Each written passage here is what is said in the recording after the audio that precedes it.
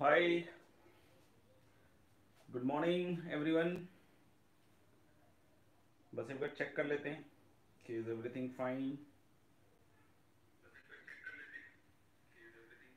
Everything fine, आवाज़ आ रही है? ठीक है।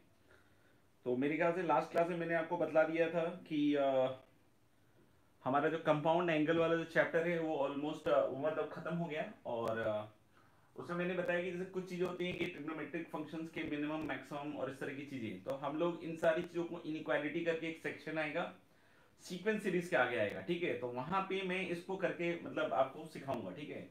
दूसरा एक सीरीज वीरीज का भी सम आता है, तो अभी जो नॉर्मल सीरीज वीरीज हैं वो चीज अपन क्या है कि कर सकते हैं। अभी सीरीज के सम भी हम सीक्वेंस सीरीज में ही देखेंगे। तो अगर कोई बच्चा कोई बुक बुक रेफर कर रहा है, उसमें दिख रहा है कि ये फॉर्मूला लिखा है वो फॉर्मूला लिखा है, तो आप वो पढ़ रहे हो तो आप अपने हिसाब से पढ़ना, क्योंकि हमारा जो कोटा में पढ़ाने का तरीका होता है that is quite different from other places. ठीक है, तो हम एक ही जगह सिखाएंगे और बहुत अच्छा सिखा देंगे। ठीक है।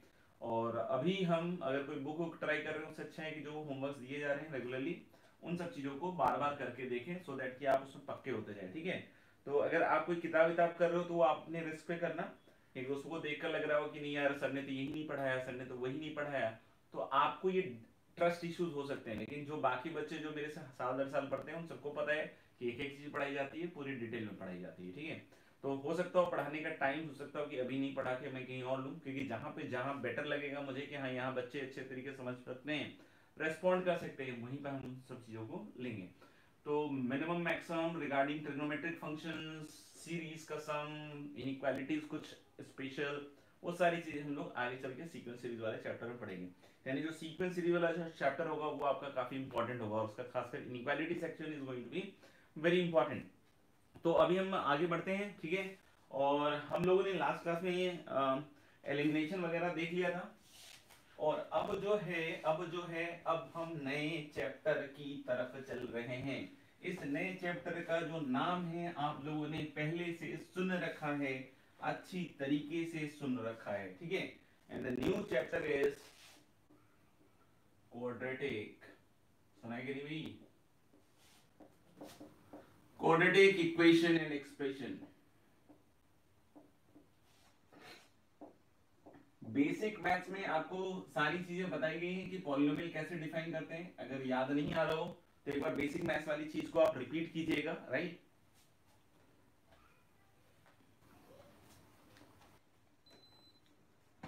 पॉलिनोमियल कैसे डिफाइन करते हैं? एन एक्स की power n, n minus one x की power n minus one and so on till a nought. और जहां पे हम लोग क्या बोलते हैं सबसे इंपॉर्टेंट चीज कि जो एक्स के एक्सपोनेंट होते हैं वो क्या होते हैं? Non negative integers. और जो लीडिंग कोएफिशिएंट है, ठीक है ना, एक्स की पावर एन का जो कोएफिशिएंट अगर वो नॉन जीरो है तो हम लोग बोलते हैं degree of the polynomial is what? N. Monic polynomial एक वर्ड सिखाया था, जब अगर लीडिंग कोएफिशिएंट 1 के बराबर हो, लीडिंग कोएफिशिएंट किसके बराबर हो? 1 के बराबर हो, तो उसको क्या कहते हैं हम लोग? Monic polymer. ये सारी चीजें मैंने आपको बेसिक मैथ्स में बहुत अच्छे से समझाई है। अगर नहीं तो उसके नोट्स उठा के देखिए, और नोट्स साथ ही साथ बनाते जाइए तो ही आपके लिए बेटर है। अब क्वाड्रेटिक इक्वेशन या एक्सप्रेशन किस एन के लिए आता है? जब पॉलिनोमियल की डिग्री कितने के बराबर हो? 2। तो what is the face, what is the general expression for quadratic expression? The general expression for quadratic expression will be like this: y equal to x square plus b x plus c. समझ में आएगा? Hello, quadratic expression की जो general शक्ल होगी वो क्या होगी? y equal to x square plus b x plus c. जहां पे हम ए बी सी के बारे में क्या बोलते हैं? They are real numbers. अब किसी को हो सकता है दिमाग में कि sir a b c complex हो सकते हैं क्या? होने के लिए हो सकते हैं, बट हम अभी क्वाड्रेटिक इक्वेशन में इस चीज की चर्चा नहीं करेंगे अनलेस मेंशन्ड हो कि हाँ भाई यहाँ पे a b c complex numbers हैं, मतलब इमेजिनरी नंबर्स हैं, तो ही हम उसको यूज करेंगे, वैसे नहीं आएगा। समझ में आएगा? लेकिन हाँ, हम इसकी चर्चा जरूर तब कर सकते हैं जब हम कॉम्प्लेक्स नंबर्स पढ़ रहे हो, तो वहां पे हम इस तरह के कोएफिशिएंट्स को मतलब नॉन रियल भी लेते हैं, तो वो कॉम्प्लेक्स नंबर की बारी है। जब जब तक हम लोग क्वाड्रेटिक में है तब तक हम एबीसी क्या लेते हैं? रियल। और ऑफ कोर्स क्वाड्रेटिक है तो a has to be what? Non zero. A has to be what? Non zero. This is नहीं the standard appearance of the quadratic expression x square plus b x plus c. एक आप सुनते होंगे monomial, binomial, trinomial. Monomial एक ही term होता है, नहीं, this is not monic. बहुत सारे बच्चे, एक बार मैंने ग्रुप में देखा था, मोनिक मोनोमियल सब एक जैसा लिखते हैं, तो they are not precise about things. तो मोनिक तो अलग चीज हो गई। मोनिक तो बताया क्या कि जो लीडिंग कोएफिशिएंट अगर 1 है तो उसको मोनिक कहते हैं। मोनोमियल मतलब सिंगल टर्म, बाइनोमियल मतलब two different terms connected with plus और माइनस साइन। ट्राइनोमियल में 3 टर्म है तो इसको आप ट्राइनोमियल ही बोल सकते हो। 3 different terms connected with plus and minus sign is called as what, trinomial. तो इसको आप ट्राइनोमियल ही बोल सकते हो, क्वाड्रेटिक पॉलिनोमियल बोल सकते हो, क्वाड्रेटिक एक्सप्रेशन बोल सकते हो, जहां ए बी सी क्या होंगे, real numbers and a is not equal to 0। अब एक चीज हम लोगों ने पढ़ी हुई quadratic equation and its roots, तो पहले तो वही चर्चा कर लेते हैं। नहीं, वहीं पर देखते हैं क्या चल रहा है मामला, आप लोग का माहौल कैसा है। तो पहले चीज समझेंगे कि एक्सप्रेशन और equation has a difference. Expression and equation has a difference. This can be called as expression, this is called as expression, this is not called as equation। समझ में आ गया? हम लोग बोले y is a function of x, तो इसको तो हम लोग क्या बोल रहे हैं, एक्सप्रेशन। हाँ, अगर हम किसी नंबर से इक्वेट कर दे, जैसे मान लो 0 से इक्वेट कर दो, like this, ax square plus bx plus c equal to 0, तो इसको हम लोग बोल सकते हैं this can be called as what, quadratic equation. समझ में आ गया?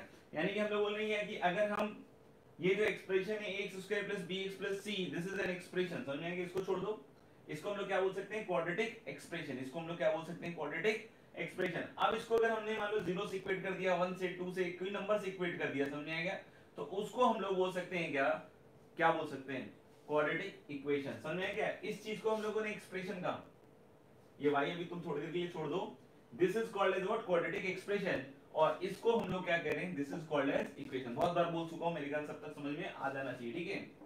इसको रिप्रेजेंट y से करते हैं, तो इसको हटा दो b को। अब इसके रूट्स निकालना, रूट्स कैसे निकालते हैं, परफेक्ट स्क्वायर बना के। रूट्स कैसे निकालते हैं, परफेक्ट स्क्वायर बना के। तो हम लोग कैसे निकालते हैं रूट्स, परफेक्ट स्क्वायर बनाकर। क्वाड्रेटिक को परफेक्ट स्क्वायर बनाना अगर नहीं आता है तो सीख लीजिए, मैं बता देता हूं एक बार फिर से। हम लोग बोले कि a नॉन जीरो है, तो सबसे पहले जो x स्क्वायर का कोएफिशिएंट उसको 1 बनाते हैं। First step, make coefficient of x square 1। मतलब बिना 1 बनाए भी कर सकता हूं मैं, लेकिन आप लोग के लिए कि कोएफिशिएंट ऑफ x स्क्वायर क्या बना दो, 1। तो जैसे x स्क्वायर का कोएफिशिएंट 1 बनाओगे तो this is x square plus b upon a into x plus c upon a equal to 0। अब जो x स्क्वायर और x वाले जो टर्म्स हैं उसको देखकर हम क्या बनाते हैं, perfect square like this, x plus b upon 2a का होल स्क्वायर। मतलब कोएफिशिएंट ऑफ x का आधा, क्या, कोएफिशिएंट ऑफ x का आधा क्या होगा, b अपॉन a का आधा, b अपॉन 2a। तो हम ऐसे परफेक्ट स्क्वायर बनाएंगे, x plus b upon 2a का होल स्क्वायर। अब देखना इसमें होगा क्या, जैसे इसमें एक टर्म तो आएगा x स्क्वायर, फिर दूसरा टर्म आएगा 2ab, तो 2x into b upon 2a। ये समझ में आधा क्यों किया था, क्योंकि ये कैंसिल आउट होके फिर से ये वाला टर्म जनरेट कर देता है, क्या, b upon a into x। लेकिन इसमें एक और टर्म आ गया है बच्चों, b square upon 4a square. इसमें 3 टर्म होंगे ना, x स्क्वायर और ये वाला वापस आ गया। तो इन दोनों को देख के हम लोगों ने परफेक्ट स्क्वायर लिख दिया, कैसे, x प्लस और इसके कोएफिशिएंट का आधा का होल स्क्वायर। समझ में आ गया? और अब हम लोग लिखेंगे प्लस c बाई a, तो था ही, लेकिन इसमें क्या जुड़ा था, b square upon 4a square extra जुड़ा था ना, तो माइनस आप क्या लिखिएगा, minus b square upon 4a square equal to 0। अब इन सब कांस्टेंट्स को उधर भेज दीजिए और यहां से x एलिमिनेट हो जाएगा, मतलब x in terms of abc आ जाएगा। तो उधर आएगा b square upon 4a square minus c upon a, which is LCM b square minus 4ac। बिल्कुल धक धक हो रहा होगा, समझ में आता होगा, b स्क्वायर माइनस 4ac। तो हम लोग लेकिन अब अगर हम x plus b upon 2a लिखते हैं बच्चों, क्या लिखते हैं, x plus b upon 2a।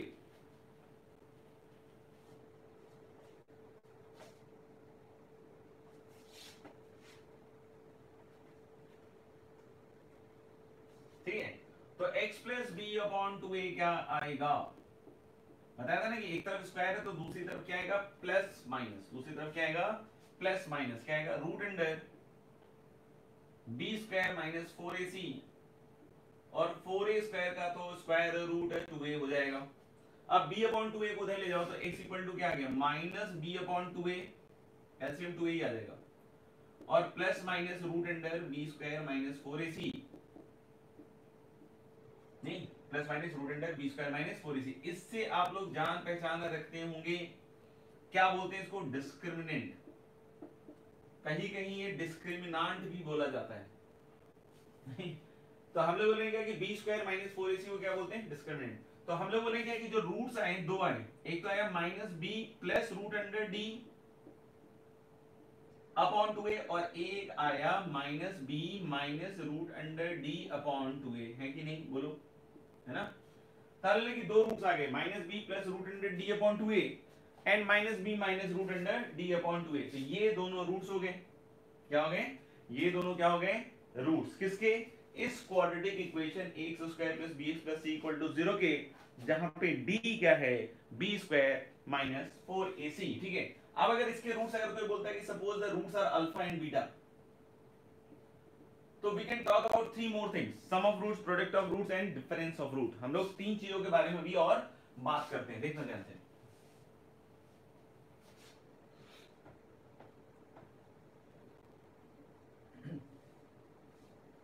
तो देखिए अल्फा और बीटा जो है इसके रूट्स मान लेते हैं।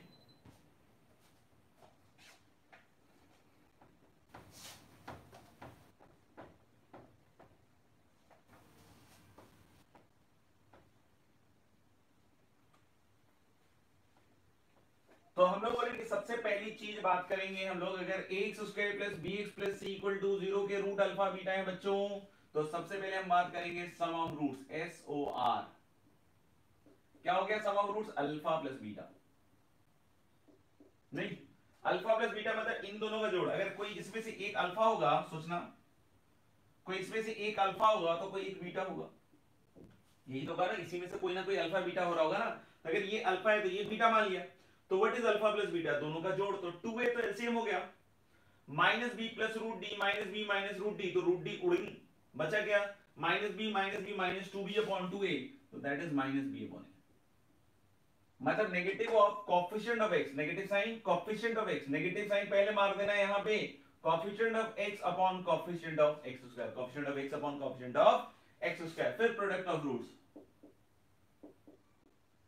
प्रोडक्ट ऑफ रूट्स मतलब अल्फा इंटू बीटा, क्या होती है अल्फा इंटू बीटा। तो जब इन दोनों का प्रोडक्ट निकालोगे तो अल्फा इंटू बीटा में क्या होगा बच्चों, ध्यान से देखना, इसको आप x मानो और इसको y, तो x प्लस वाई, इधर क्या बोलूं x माइनस वाई, क्या बोलूं x plus y x minus y, तो क्या होता है x स्क्वायर, तो x स्क्वायर मतलब माइनस b का होल स्क्वायर, तो that is b square minus y square, तो माइनस वाई स्क्वायर करोगे तो रूट डी का स्क्वायर, रूट डी का स्क्वायर क्या होगा, डी, डी मतलब क्या हो गया बी स्क्वायर माइनस 4ac। आइए ना, देखो ना, कॉमिक बुक की तरफ मत देखना, बार बार मैं बोलता हूं कि पेन पेपर यूज करना, अगर कहीं लग रहा हो ये सब कैसे लिख दिया, अरे पेन पेपर उठाओ, इतना पानी थोड़ी हो, पेन पेपर उठाओ, देखो क्या लिखा हुआ है, x plus y into x minus y, अगर इतना भी नहीं किया तो क्या आईटी की तैयारी की, तो हम लोग उसको लिख के देखें, किसी को लगेगा अरे ये क्या हो गया, कॉमिक्स बुक में तो रखा आ गया, ये तो पिटाई होने लग गई, अरे भाई लिखो लिखो, लिखने से समझ में आएगा, और नहीं तो बल्कि अपना जो घटिया एटीट्यूड है वो जिंदगी भर रखना, कैरी करना। तो माइनस बी का स्क्वायर तो हो गया बी स्क्वायर, और माइनस डी करेंगे तो ये, और नीचे आएगा 4a स्क्वायर, तो हम लोगों ने b square minus b square गया, और minus minus plus 4ac upon 4a square plus 4ac upon 4a square, तो 4 गया ac upon a square c upon a, यानी कि प्रोडक्ट ऑफ रूट्स क्या आएगा बच्चों, c अपॉन। और next is difference of root, difference में हम मॉड्यूलस यूज कर रहे हैं, क्योंकि obviously the difference is always positive, we don't know which one is greater, alpha is greater beta is greater, we don't know anything, समझ में आ गया।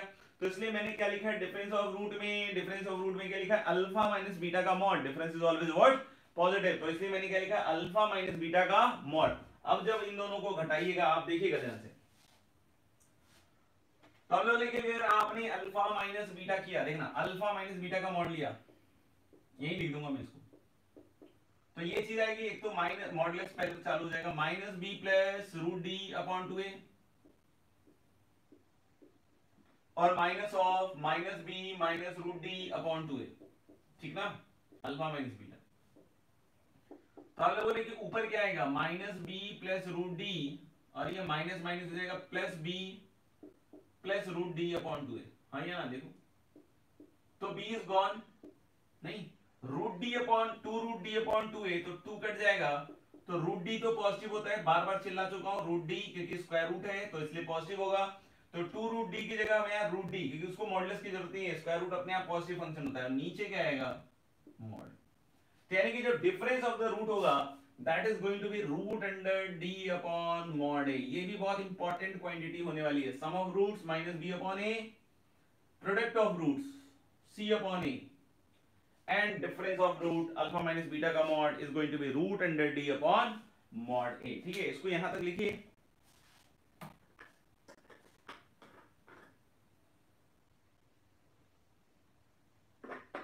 बस ये राग मत लाते रहिएगा, नहीं समझ में आया, नहीं समझ में आया, लिखिए, लिखिएगा तो दिख जाएगा कौन सी चीज क्या लिखी है सर ने। हाँ, कुछ कैलकुलेशन मिस्टेक हो गया मेरे से अलग बात, लेकिन अभी तक कुछ नहीं हुआ है। बाकी अब लिखिएगा तो बाकी सब चीज समझ आ जाएगी। ठीक है, हो गया, ओके। तो ये तो डिफरेंस ऑफ रूट और इस तरह की चीज होगी। एक तो हम लोग जैसे नेचर ऑफ रूट्स भी डिस्कस करते हैं, बट उससे पहले चलो पहले नेचर ऑफ रूट्स डिस्कस कर लेते हैं, फिर हम उसके बाद उसको कर लेंगे जो सोच रहा था।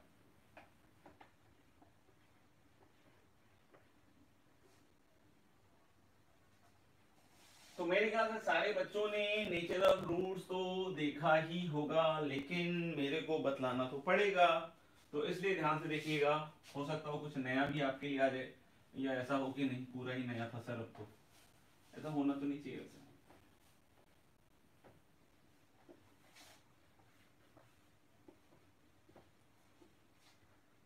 ठीक है, तो I have quadratic equation ax square plus bx plus c equal to 0, जिसमें ऑलरेडी ये कहानी बतलाई जा चुकी है बच्चे बच्चे को कि a b c are real numbers. ध्यान से देख लेना, बाद में मत बोलेंगे सर ये क्या हो गया। and a is definitely what non-zero, a b c are real numbers and a is what definitely non-zero, क्योंकि क्वाड्रेटिक इक्वेशन के साथ डिस्कस कर रहे हैं। इसके रूट्स क्या आए थे भैया, एक रूट था minus b plus root D upon two a, नहीं, और एक रूट था minus b minus root D upon two a. तो हम लोग दोनों साथ ही लिख लेते हैं, अल्फा कॉमा बीटा कर देता हूं मैं, एक अल्फा होगा एक बीटा होगा, minus b plus root D upon two a और minus b minus root D upon two a. जहां पे डी, जिसको डिस्क्रिमिनांट कहते हैं, वो कितना आता है, b square minus four ac, कितना आता है, b square minus four ac. अब हम डिस्कस कर रहे हैं नेचर ऑफ रूट। वैसे तो हम किसी का नेचर डिस्कस नहीं करते हैं, बट अभी सिलेबस में है तो देखना ही पड़ेगा।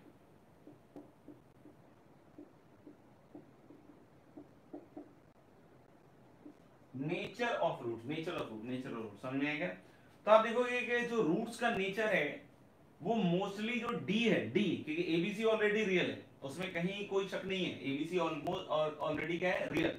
तो माइनस बी और टू ए के बारे में तो कहीं कोई शक नहीं है, वो तो रियल है। लेकिन जो डी है, डी समझ में आएगा, तो d plays a very important role in finding the nature of roots. D is discriminant, right? This is playing a very important role in finding the nature of roots, right? So we are discussing right now the nature of roots. तो पहली चीज मैं क्या बोल रहा हूं, सुनना ध्यान से। If D is greater than 0, if D is greater than 0, अगर discriminant कैसी क्वांटिटी है बच्चों, greater than 0, discriminant दिख रहा है b square minus 4ac है, ये greater than 0 है। अगर ये ग्रेटर देन 0 है तो स्क्वायर रूट जो होगा वो रियल टर्म्स में पॉसिबल होगा, होगा या नहीं होगा, ध्यान से सोच के बताओ। तो हम लोग बोल सकते हैं कि this implies roots are real and distinct, मतलब दो रूट्स होंगे और दोनों क्या होंगे, डिस्टिंक्ट।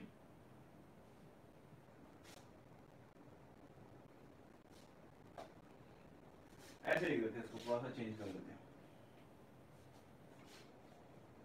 दिस इंप्लाइज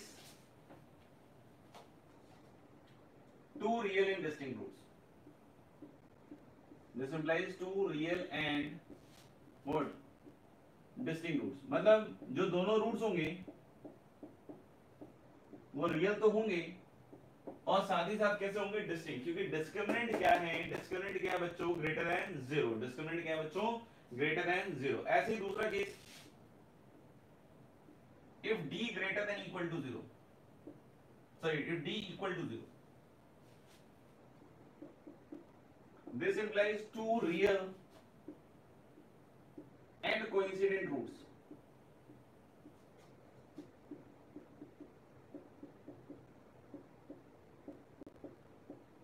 ध्यान रखना, ये मैं पहले ही बोल चुका हूं कि जो रूट्स होगा दैट इज ऑलवेज, जैसे हम एक इक्वेशन लिख लेते हैं क्योंकि उसी से आप लोगों को समझ में आता है, शायद इसी तरह की चीजों समझ में आता है। जैसे x square minus 4x plus 4 equal to 0, इसका डिस्क्रिमिनेंट 0 है, देख लो 16 माइनस 16। तो हम रूट्स तो किसके हिसाब से बोलते हैं बच्चों, ध्यान रखना कि roots is always according to the degree of the polynomial equation. root is always according to the degree. This is a polynomial equation because polynomial equated to 0, right? This is always, root is always determined by the degree of the polynomial equation. यहाँ degree क्या है polynomial की 2, तो roots तो 2 ही बोलेंगे, समझ में आएगा? रूट्स तो क्या बोलेंगे? 2, समझ में आएगा? अगर वहां पे 3 डिग्री का होता है polynomial equation तो रूट 3 बोलेंगे, हो सकता है कि तीनों सेम आ जाए, तब भी हम लोगों ने रूट तो 3 ही बोलेंगे या रूट तो 2 ही बोलेंगे। इस केस में रूट तो 2 ही बोलेंगे लेकिन दोनों को क्या बोलेंगे? Coincident. Sometimes it is asked कि सॉल्यूशन कितने होंगे, तो सॉल्यूशन आप एक बोल सकते हो, सॉल्यूशन आप एक बोल सकते हो, but root will be always 2, क्योंकि वो हमेशा किसके हिसाब से बोला जाता है? दैट इज ऑलवेज जो है that is always about what? Degree of the polynomial equation, that is always according to the degree of the polynomial equation. तो हम लोग बोले रूट तो 2 ही बोलेंगे, 2 रियल रूट्स, लेकिन दोनों रूट्स कैसे होंगे? कोइंसिडेंट। इसको रिपीटेड वर्ड भी यूज करते हैं। This word also is used, which word? Repeated, ठीक है ना? Two real and repeated roots, two real and coincident root, इस तरह की चीज यूज कर सकते हैं। सॉल्यूशन आप एक बोल सकते हैं, लेकिन रूट्स तो आप कितना बोलेंगे? 2, ठीक है ना? तो आप समझ चुके हैं कि d इक्वल टू 0 में ये चीज हो रही होगी। अच्छा एक चीज और सुनना, जैसे हम लोग बोल रहे हैं कि ax square plus bx plus c के रूट्स अल्फा बीटा हैं, ध्यान से देखना, हो सकता है कुछ समझ में आ जाए। X square plus b x plus c equal to 0 के रूट्स अल्फा बीटा है। अगर इसके रूट्स अल्फा बीटा हैं, तो अगर मैं आपसे पूछूं कि what are the factors of this quadratic, factorization किया क्या भैया? रूट्स पता होता है तो फैक्टर बनाए क्या? सुनना ध्यान से। अब ये भी तुमको लिख के दिखाता हूं किसी नंबर के लिए, नहीं तो फिर बोलोगे सर समझ में तो आता नहीं क्या होता है सब। तो x square minus 5x plus 6 equal to 0, तो इसके रूट्स क्या है बच्चों? 2 और 3। अब ये मत पूछ लेना कैसे, ठीक है ना? पहले x square minus 5x plus 6 का अगर कहीं फैक्टर करोगे तो एक फैक्टर क्या आएगा? x minus 2 x minus 3। देखो कहां तक गिरना पड़ता है और उसका समझाना पड़ता है। तो हम लोग बोले ax square plus bx plus c equal to 0 के रूट्स हैं क्या? Alpha and beta. तो what can we say about this quadratic? इसके 2 फैक्टर होंगे, ये तो पक्का है। क्वाड्रेटिक के तो 2 लीनियर फैक्टर नहीं, तो 2 लीनियर फैक्टर क्या होंगे? एक x माइनस अल्फा, देख लो वहां पे, और एक x माइनस बीटा। 2 सेकंड का समय देता हूं, सोच के बताओ ये सही लिखा है या गलत लिखा है? 2 मिनट या 2 सेकंड, 1 मिनट 30 सेकंड, क्या ये सही है या गलत है? और कॉपी में जरूर लिख लेना, मन में मत लिखना। अगर गलत अगर आता है आपका तो कॉपी में जरूर लिखना है कि तुमने पहली बार गलत किया था, ताकि आपको पता चले कि अगली बार गलत ना हो। नहीं तो आप क्या करोगे? मूर्ख के मूर्ख रहोगे, आज भी गलत करोगे, कल भी गलत करोगे, परसों भी गलत करोगे, ठीक है? और ये अक्सर देखा गया, एक्चुअली अनसक्सेसफुल होने का आईटी में यही सब तरीका होता है कि बच्चे ये गलत करते हैं, पहले दिन समझाओ, दूसरे दिन समझाओ, वो बार बार ही गलत करते हैं। तो आज अगर पहली बार गलती हो रही है उसको नोटिस करो, लिखो, एरर बुक में लिखो, ताकि आप बार बार उस तरह की गलतियां ना कर पाओ। अपना तो काम है समझाने का, समझ में आए तो अच्छी बात, जिसको भी आ जाए बहुत अच्छी बात। This is wrong, this is wrong, ठीक है ना? क्यों? क्योंकि आप यहाँ देख सकते हैं कि इधर जब आप इसको लिखिएगा, देखना ध्यान से, इधर जब आप इसका प्रोडक्ट लिखिएगा तो एक्स स्क्वायर आएगा, एक तो माइनस अल्फा एक्स आएगा, माइनस बीटा एक्स आएगा, प्लस अल्फा बीटा आएगा, नहीं? और यहाँ पे इसके आगे क्या लिख सकते हैं आप? X square minus alpha plus beta into x plus alpha beta. देखो बिल्कुल लिख लिख के दिखाता हूँ, इतना ज्यादा नीचे जाके जनरली लोग करते नहीं है काम, ठीक है ना? फिर भी मैं तुम्हारे लिए बिल्कुल एक एक चीज लिख के दिखा रहा हूँ, फिर भी नहीं समझ में आया तो बिल्कुल भगवान मालिक है। अल्फा प्लस बीटा क्या होता है? Minus b by a. Alpha plus beta क्या होता है? Minus b by a. तो ये माइनस माइनस प्लस हो जाएगा ना भाई, और ये क्या होता है? Alpha beta C by a. तो क्या ये दोनों चीजें आपको सेम दिख रही है? नहीं, यहाँ फर्क है। किस चीज का फर्क है? ए का। यहाँ पे दिख रहा है ना, अगर ए से मल्टीप्लाई करेंगे तब सेट हो जाएगा। ये आपको पहले स्टेप में दिख जाना चाहिए था, मुझे इतना लिखने की जरूरत ही नहीं पड़नी चाहिए। लेकिन बहुत सारे बच्चों को मन में होता है चीज अगर चीज करते रहते हैं, अच्छा ए से क्यों मल्टीप्लाई कर दिया, ये क्यों कर दिया? अब देख लो भाई, मल्टीप्लाई करके दिखा दिया कि ये वाली चीज कितनी हो रही है। अब दिख रहा है ए से मल्टीप्लाई करने के बाद ही इसके बराबर जाएगा, ये यही दिख जाना चाहिए था, क्योंकि इधर एक्स स्क्वायर का ऑप्शन 1 है और दोनों चीजें, क्योंकि इसके 2 फैक्टर होंगे, इस बात से तो कोई इनकार नहीं कर सकता। अगर इसके अल्फा बीटा रूट है तो इसके 2 factor x minus alpha x minus beta तो होंगे, डेफिनेटली होंगे। लेकिन इधर एक्स स्क्वायर का ऑप्शन क्या है? 1, और इधर एक्स स्क्वायर का ऑप्शन क्या है? a। समझ में आएगा? और अगर इधर और इधर बराबर होना है तो एक्स स्क्वायर का कोएफिशिएंट 1 नहीं हो सकता, इधर भी एक्स स्क्वायर का कोएफिशिएंट क्या होना चाहिए? a। तो that's why the correct factorization will be this कि ax square plus bx plus c must be equal to a into x minus alpha into x minus beta. तो जब भी आप इस एक्सप्रेशन को फैक्टराइजेशन फॉर्म में लिखोगे तो सिर्फ ध्यान रखना कि ये नहीं लिख रहे हो आप कोएफिशिएंट ऑफ एक्स स्क्वायर का भी पूरा पूरा ध्यान दे रहे होगे। वहां पे कोई दिक्कत क्यों नहीं आई, क्योंकि एक्स स्क्वायर का कोएफिशिएंट इधर भी 1 था और उधर भी एक्स स्क्वायर का कोएफिशिएंट कितना था 1। तो देख लो एक एक टर्म, अब जैसे इसमें a से मल्टीप्लाई करो देख लो यही आएगा।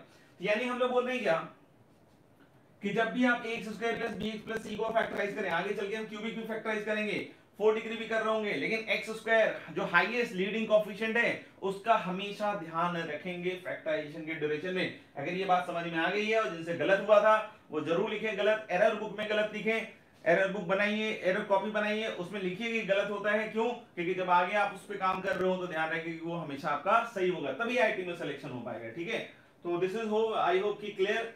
अब हम इसमें क्या बतलाना चाह रहे थे वो अब ध्यान सुना, ये तो मतलब ठीक है, ये तो पार्ट ऑफ द गेम हो गया। ठीक है, जो मेन चीज बतलाना चाह रहा था मैं वो है, लेकिन ये भी बहुत मेन है, मतलब मेन चीज बताने में भी बहुत सारी चीजें मेन है। अब सुनना, हम लोग बोले थे d इक्वल टू 0 में 2 real and coincident roots, clear. तो हम लोग बोलेंगे देखना अब होगा क्या, जैसे अपने इस पर्टिकुलर केस में जैसे अब रूट क्या हो रहा होगा, ये तो आपको समझ में आएगा ना, रूट अल्फा बीटा हुआ तो ऐसा होगा, ठीक है क्या। अब मैं इसमें क्या आपको बताना चाह रहा था, इसको मैं इधर हटा देता हूं, ये सब तो किसी काम का नहीं है, बाकी आप लिख लीजिएगा, अगर आपको किसी को दिक्कत है तो जरूर लिखिएगा, ऐसा नहीं कि कोई काम का नहीं है, फिर अपन काम के ना रह जाएं, ऐसा हो नहीं।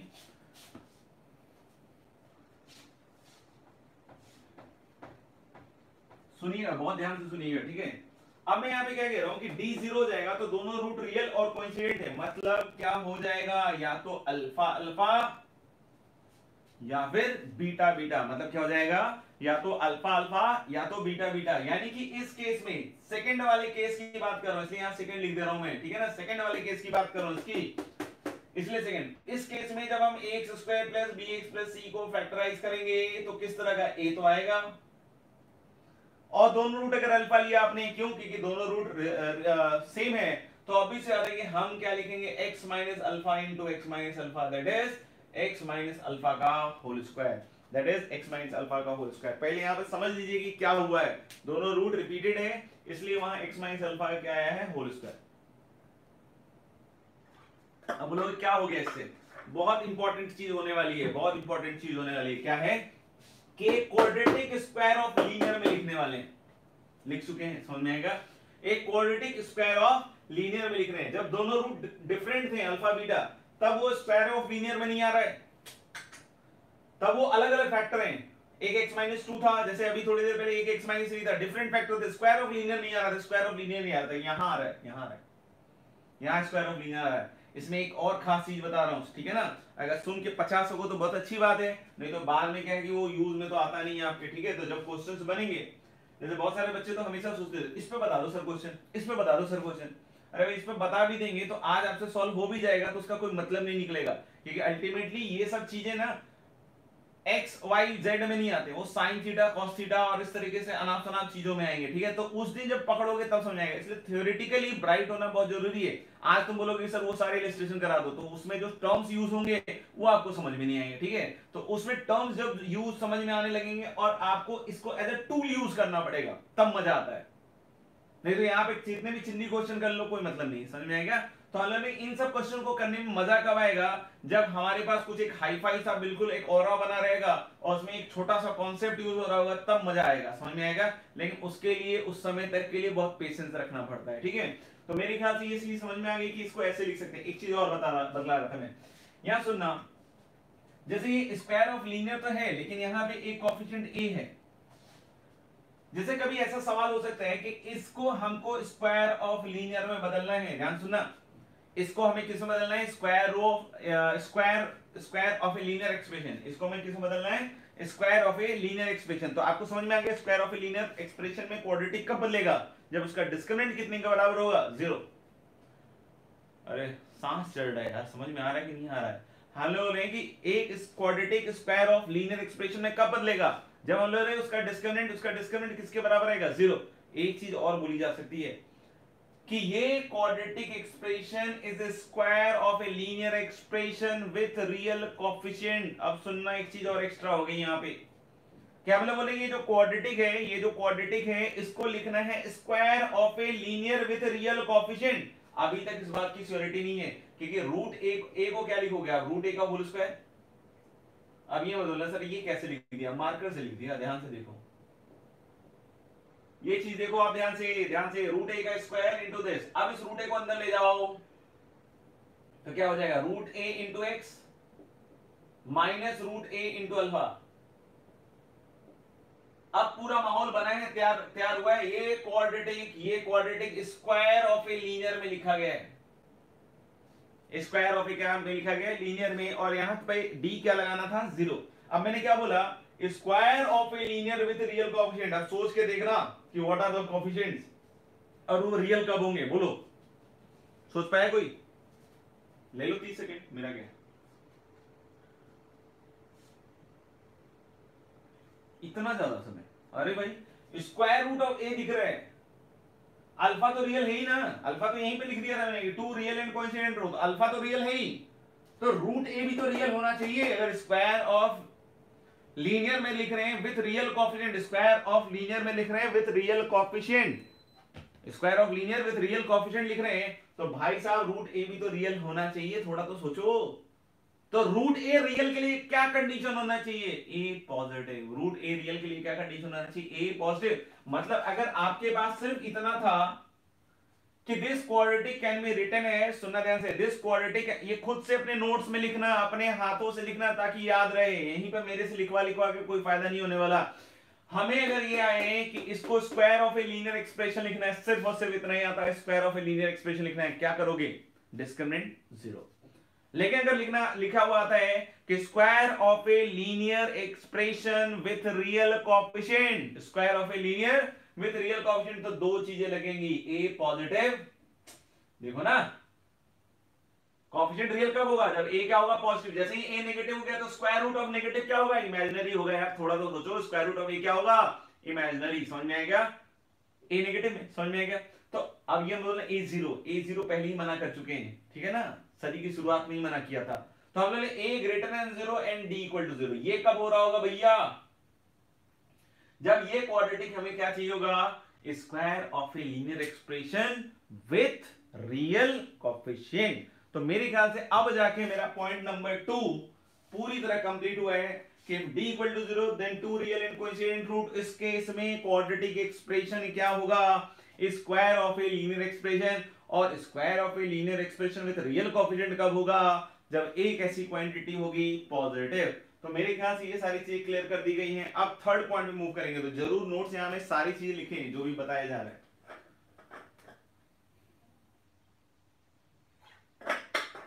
थर्ड आप लोग का फेवरेट, नहीं डी लेस देन 0, सुनो back,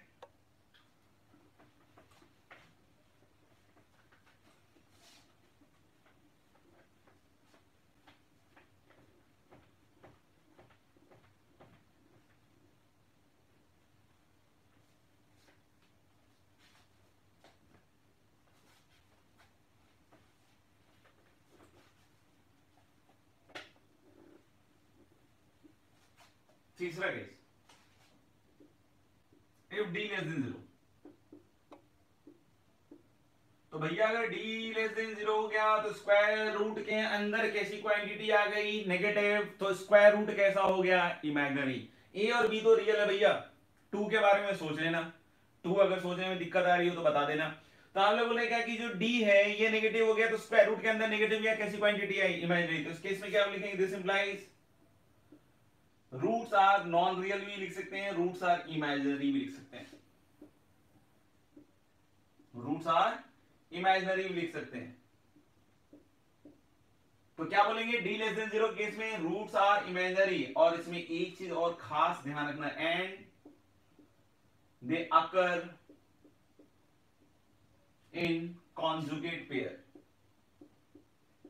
and they occur in conjugate pair. इसको समझाऊंगा, मैं भी समझाऊंगा, बस तुम्हें कॉन्जुगेट पेयर थोड़ा सा ध्यान रखना पड़ेगा। कॉन्जुगेट पेयर किसको बोलते हैं, ठीक है, क्योंकि अभी मैं कॉम्प्लेक्स नंबर में हल्का सा घुसूंगा, ठीक है ना, बहुत ज्यादा नहीं घुसूंगा, जिस दिन घुसूंगा उस दिन हालत खराब हो जाएगी। तो roots are imaginary and they occur in conjugate pair, that is if one root is that is if one root is p plus iota q, then other root is p minus iota q. If one root is p plus iota q, the other root is p minus iota q. क्या है pq? pq है आपके real numbers, pq imaginary नहीं है, ध्यान रखना। pq कैसे है? Real number. और आयोटा क्या है? ये स्टैंडर्ड सिंबल है, इसी की मदद से पूरे कॉम्प्लेक्स नंबर में हम राज करते हैं। ये छोटा सा यूनिट है जो पूरे कॉम्प्लेक्स नंबर में बहुत ज्यादा यूज में आएगा, ठीक है। तो roots are imaginary and they occur in conjugate pair, that is if one root is p plus iota q, अगर हमें एक रूट पता है ये है, तो दूसरा रूट शर्तिया क्या होगा? p minus iota q, जहां p और q ध्यान रखेंगे रियल है और आयोटा किसके बराबर है? Root under -1। अब देखते हैं कि ये कैसे हो रहा है, क्या हो रहा है, क्या हो रहा है यहाँ पे, देखना ध्यान से। तो आप इसको समझने की कोशिश करते हैं। माइनस बी क्या? माइनस बी और plus minus root under b square minus 4ac, b था ना भाई, और अपॉन क्या बच्चों? 2a। ए बी और 2 रियल है, सबको पता है, सही है क्या?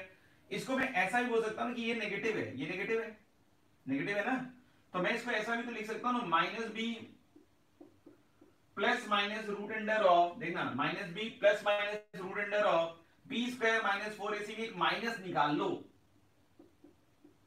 तो अंदर हो जाएगा कितना? 4ac minus b square. क्या 4ac minus b square positive होगा? यस, क्योंकि अगर B square minus 4ac negative है बच्चों, तो 4ac माइनस बी स्क्वायर कैसा होगा? Positive upon 2a।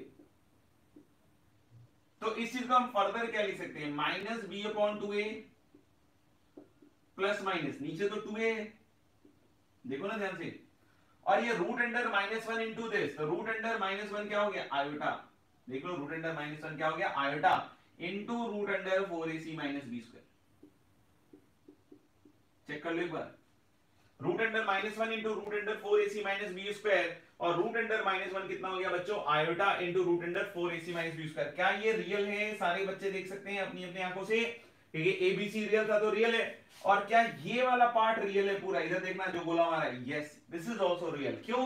क्योंकि B square minus 4ac negative था, 4ac माइनस बी स्क्वायर कैसा हो गया? पॉजिटिव, और square root of a positive quantity must be a real number, और 2a तो रियल है ही।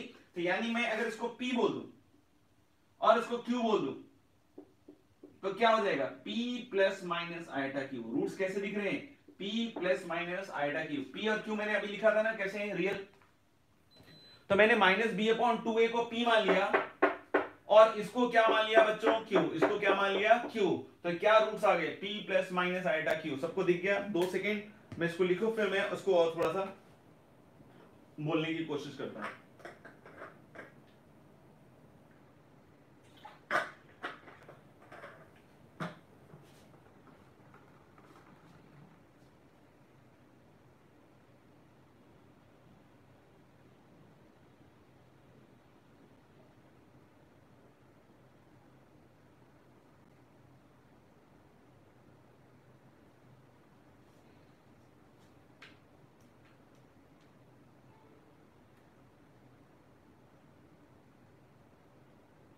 ठीक है, लिख लिया तुमने?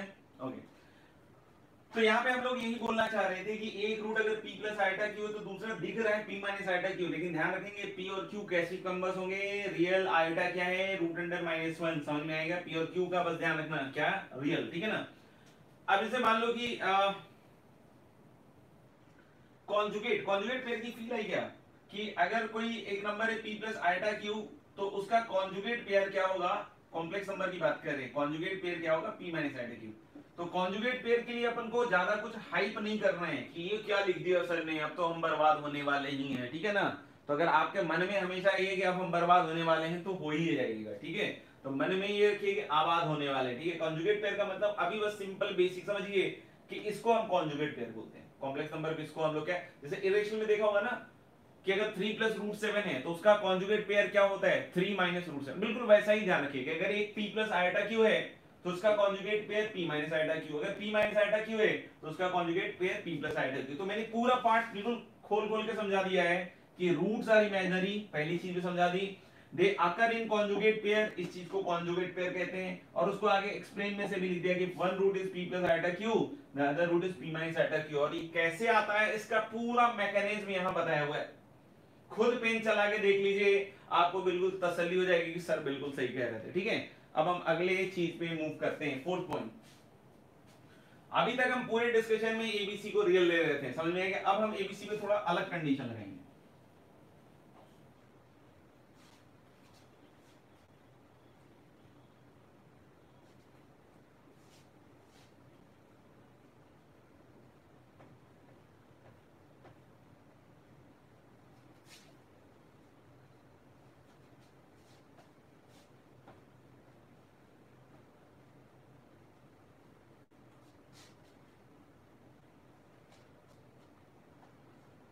अब हम एबीसी पे थोड़ा सा अलग कंडीशन लगाएंगे। शायद थर्ड नंबर पॉइंट तक मैंने कवर किया है, नहीं, fourth number point. Fourth number point is कि if ABC are rational, real का ही पार्ट है लेकिन ठीक है ना, रियल नहीं ले रहे हम लोगों ने, अब एबीसी के लिए rational and D is positive and a perfect square. Perfect square समझ गए होगे, जैसे 9/25 है तो किसका हो जाएगा, 3/5 का स्क्वायर, तो उस तरह का। And D is positive and जैसे 16 है 4 का स्क्वायर, तो 16 कैसा हो गया, परफेक्ट स्क्वायर। तो हम लोग बोले कि ABC are rational and D is positive and perfect square, then both roots are rational, then both roots are rational, but if it is not a perfect square, but if it is not a perfect square,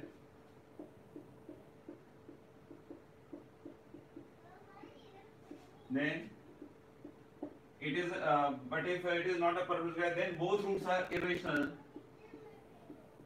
then both roots are irrational,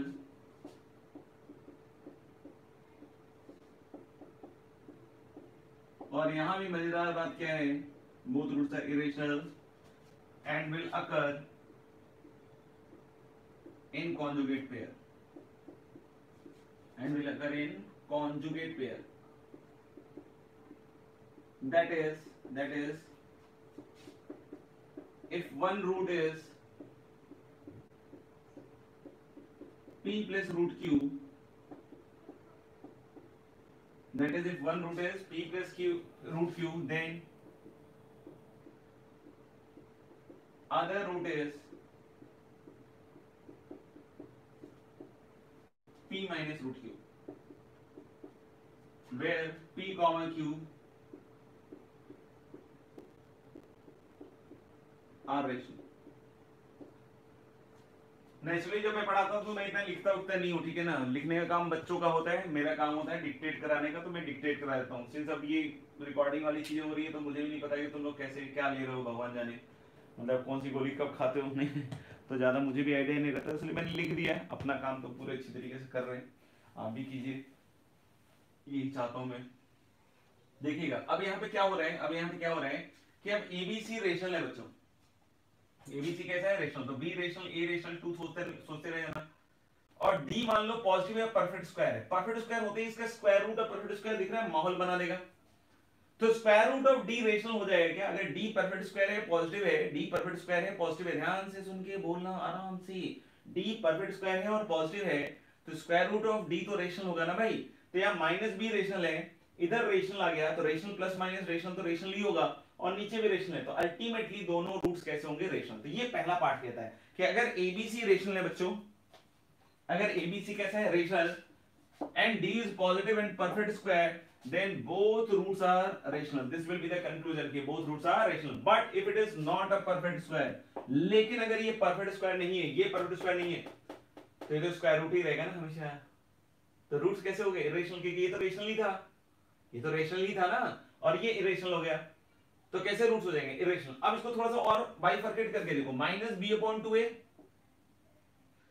और plus minus root D upon 2a, देखना ध्यान से, अगर D perfect नहीं है, square नहीं है, उस केस में बात कर रहा हूं, क्योंकि डी परफेक्ट स्क्वायर के केस में तो रेशनल आ ही गया ना, तो minus b upon 2a plus minus root under D upon 4 square. अच्छा एक चीज बताओ, अब ये जो माइनस बी अपॉन 2a है, माइनस बी अपॉन 2a है, ये है तो रेशनल ही है, इसको p बोल देता हूं मैं, और डी तो रेशनल होगा ही ना, क्योंकि एबीसी रेशनल है, तो b square minus 4ac rational होगा। परफेक्ट स्क्वायर नहीं था, इस वजह से ये सब पापड़ बेलना पड़ रहा है। लेकिन डी होगा तो रेशनल ना, डी परफेक्ट स्क्वायर नहीं है, लेकिन होगा तो क्या, रेशनल। और 4a स्क्वायर भी कैसा होगा, रेशनल। तो मैं अगर इसको ऐसे लिख दूं तो कोई हर्ज तो नहीं है ना, जहां पी और क्यू दोनों कैसी क्वांटिटीज है, रेशनल। जहां पी और क्यू दोनों क्वांटिटीज कैसी है, रेशनल। यानी यहां से दिख रहा है ना कि एक रूट अगर पी प्लस रूट क्यू है, तो other root is p minus root q. तो हम लोग कि they will occur in conjugate pair, that is अगर एक root p plus root q है तो दूसरा रूट किसके बराबर होगा, p माइनस रूट q, जहां p और q दोनों कैसे हैं, रेशनल। यानी यहां बहुत क्लियर है कि अगर abc मान लो रेशनल है, कोएफिशिएंट्स abc रेशनल है, और साथ ही साथ d परफेक्ट स्क्वायर है, तब तो दोनों रूट रेशनल हो गए। लेकिन d अगर परफेक्ट स्क्वायर नहीं है तो दोनों रूट इरेशनल होंगे। और साथ ही साथ क्या होगा कि they will occur in conjugate pair, जहां पे अगर एक root p plus root q है तो दूसरा रूट ऑटोमेटिकली क्या हो जाएगा, p माइनस रूट q। तो this was all about what, the nature of roots. आगे बढ़ते हैं।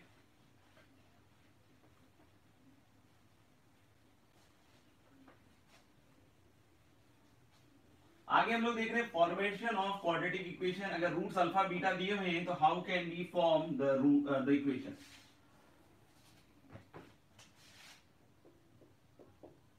Formation of quadratic equation, Q dot E लिख रहा हूं, क्वाड्रेटिक इक्वेशन, ठीक है। Q डॉट क्या लिख रहे हैं, E। If roots are alpha beta, what is the quadratic equation. तो एक चीज समझना है, अगर रूट्स अल्फा बीटा हुए होंगे तो क्वाड्रेटिक इक्वेशन तो लास्ट स्टेप में ऐसे ही फैक्टराइज हुआ होगा ना भाई साहब, नहीं समझना। अगर किसी क्वाड्रेटिक के रूट्स कोई बोल रहा है अल्फा एंड बीटा है, सोच के देखना, सोच के देखना, देख के सोचना, सोच के देखना, जो भी है करना अच्छे से।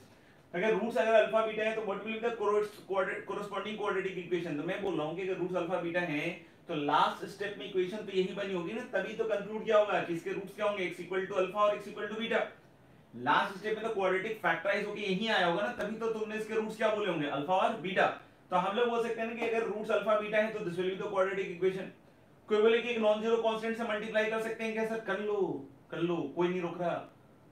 मल्टीप्लाई कर लोगे तो क्या कर लोगे, फिर डिवाइड ही करना पड़ेगा ना उधर ले जाके। अच्छा, तो हम लोग बोल रहे हैं क्या कि ये समझ में आ गया कि ये क्वाड्रेटिक इक्वेशन होगा तभी उसके रूट्स अल्फा बीटा होंगे। तो अब मल्टीप्लाई करोगे तो x स्क्वायर, अभी मल्टीप्लाई करके दिखाया था थोड़ी देर पहले।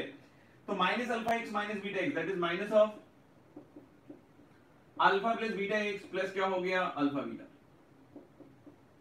तो हम इसको कैसे देख सकते हैं, x स्क्वायर माइनस, मतलब अगर रूट्स अल्फा बीटा दिया हुआ है तो हम लोग को सीधे निकालना है x square minus sum of roots into x plus product of roots equal to 0। x square minus sum of roots into x plus product of roots. देख लो एक बार ध्यान से। तो अगर आपको रूट्स अल्फा बीटा पता है तो आप इस तरीके से क्या कर सकते हैं, क्वाड्रेटिक इक्वेशन फॉर्म कर सकते हो। वैसे कि पता होता है बच्चों को मिली तो, बट फिर भी अगर कुछ रह गए होंगे तो उसको बता दिया हमने। ठीक है, अभी हम लोग कुछ क्वेश्चन सोच रहे थे करने के लिए, देख लेते हैं एक बार। चल रहा है क्या सब सही? हाँ सही चल रहा है।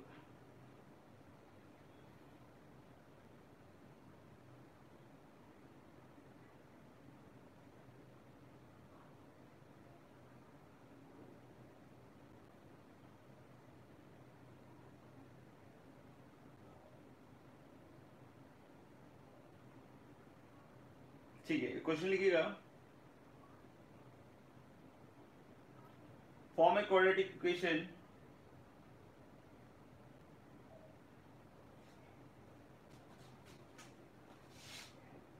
form a quadratic equation over rational coefficient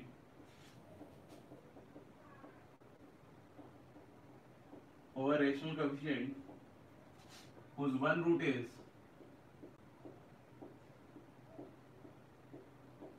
form a quadratic equation over rational coefficient whose one root is, चार अलग अलग पार्ट्स हैं, ये नहीं कि चारों को मिला के एक ही बना देना, नहीं। There are 4 different parts. एक है cos 36 डिग्री, करना चालू कर दो। एक क्वाड्रेटिक इक्वेशन है जिसके कोएफिशिएंट्स रेशनल हैं और उसका एक रूट दिया हुआ है cos 36, तो वो बताओ इक्वेशन, हर केस में अलग बताना है। tan पाई भी और एक है cos स्क्वायर पाई बाई 8 करो।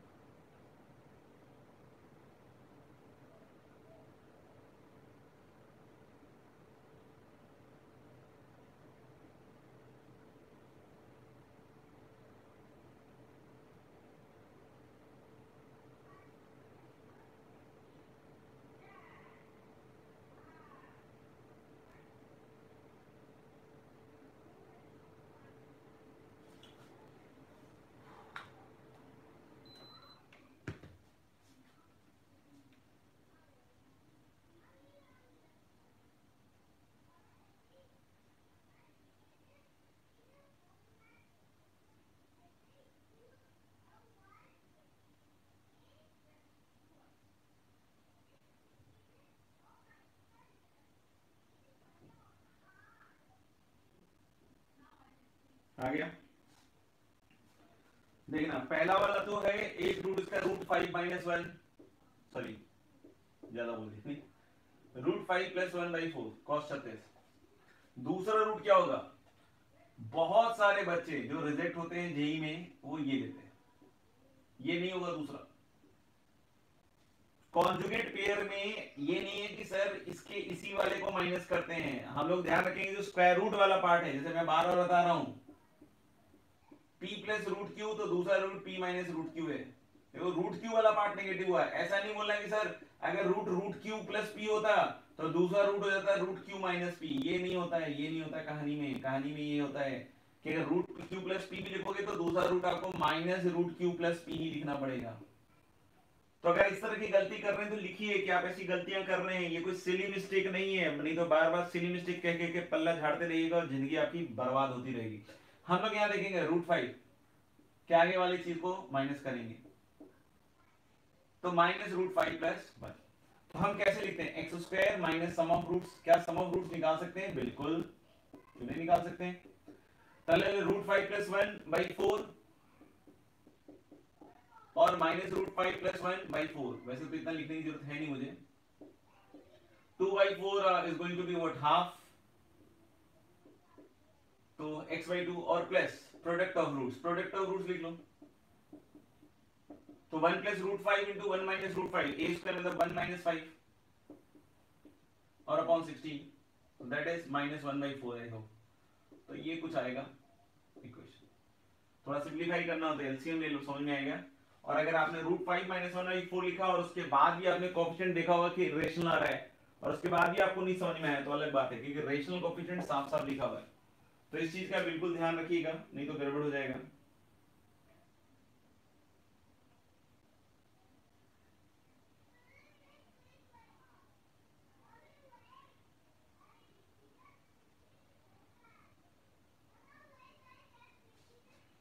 ठीक है, tan π/12 तो क्या क्या क्या हो जाएगा, 2 - √3, दूसरा क्या हो गया 2 + √3, तो क्या हो जाएगा इसके corresponding equation x² - 4x plus क्या 1। ठीक है, इसका क्या आता है √2 - 1। ध्यान रखिएगा दूसरा वाला होगा -√2 - 1, ऐसा नहीं कि √2 + 1 लेके खेती कर दीजिएगा।